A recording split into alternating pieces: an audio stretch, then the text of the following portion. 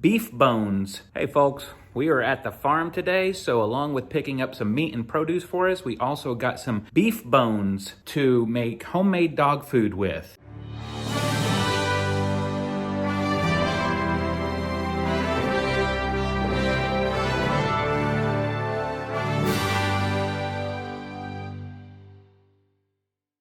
Beef bones. I just thawed 5 bags of beef bones, beef soup bones. They have other soup bones there, but these are really meaty soup bones that I am going to make dog food with. Now you may be asking, like, why would you feed your dog that kind of meat? Because dogs need that kind of quality meat. If you think about it, you know, what animals eat in the wild is real meat. They don't eat cheap, processed, grain-filled dog food that puts them in the vet too early with a urinary tract infection and ultimately they It looks like there's a huge trend going around where you can get on some website and have dog food delivered that's supposed to be wholesome, but you don't know where that stuff is coming from. You don't know exactly what they're doing, how they're sourcing it, how they're making it. So make it yourself. Also, that stuff, what is it? The farmer's dog?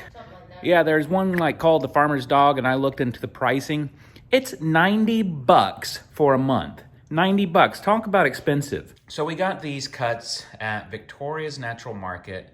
They are $7.95 a pound. We're gonna sear and braise these with the bone, so there's gonna be so much nutrients in this food. This is gonna be very nutrient-dense dog food. All right, let's get to making dog food. First thing you need to do, heat up a Dutch oven on medium-high heat. Once the pan is warm, we are gonna add some avocado oil to cover the surface. Once that avocado oil is hot, we are going to sear each side of beef bones.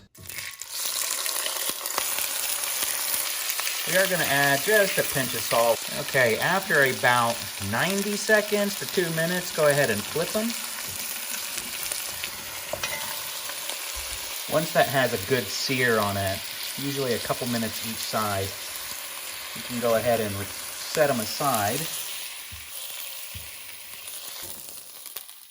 and do the rest you have. Next, we're gonna add some water. I'm gonna add the rest of the beef bones I seared, and I'm gonna make sure those are submerged about halfway. That is the braising liquid. Now, if I was doing this for myself, I would use a chicken stock, but we're not gonna be that bougie for the dog. We cover, and we throw it into a preheated oven about 325 degrees, and we're gonna let that go for 2.5 hours. All right, 2.5 hours is up.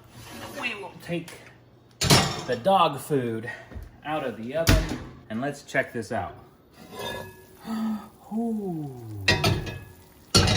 Good golly, Miss Molly, does that not look amazing? It's falling off the bone. It looks so tender, but now what we have to do is take it out and let it rest and cool so we can pick it off the bone. You do not want to give these bones to your dog because they are cut at the butcher, so they're gonna have some sharp edges. Don't give these don't give these bones to your dog. So we are gonna transfer these to some foil so they can rest and get cool. Also, see this braising liquid? Do not throw this away. This is bone broth. Look at this bone right here. We're gonna scrape out the marrow of this bone and add it to the dog food because there is nothing more nutrient dense than grass-fed bone marrow. Does that not look amazing? Super meaty, super tender. This will give our dog at least a month's supply of food.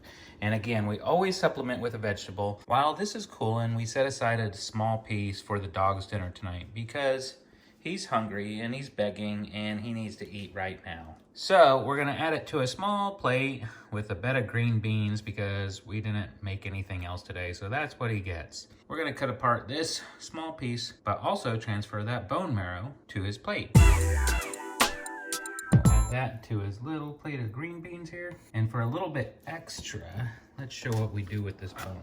We get a tiny kid spoon, scoop out that marrow. That is so good for him. You can spoon a little bit of that braising juice, braising liquid on it. And that, my friends, is how to keep your dog healthy and alive for a long time.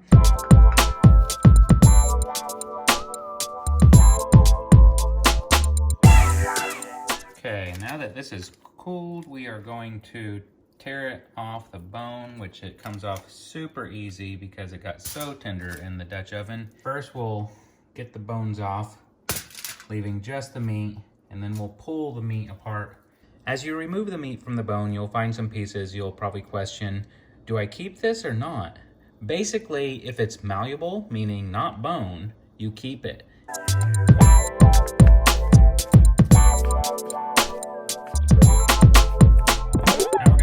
This to plastic containers. We're going to keep one out for the week and we're going to freeze the other 3. Okay, the next super important thing to do is once you have your storage containers loaded, go ahead and spoon in a lot of the braising liquid. Once those are cooled, you can go ahead and put the tops on, and we're going to refrigerate 1 for this week and we're going to throw 3 into the freezer. All right, 4 containers of dog protein. If you put these in the refrigerator and you open these up and you see that it has congealed into a gel, don't panic. That means you actually did it right.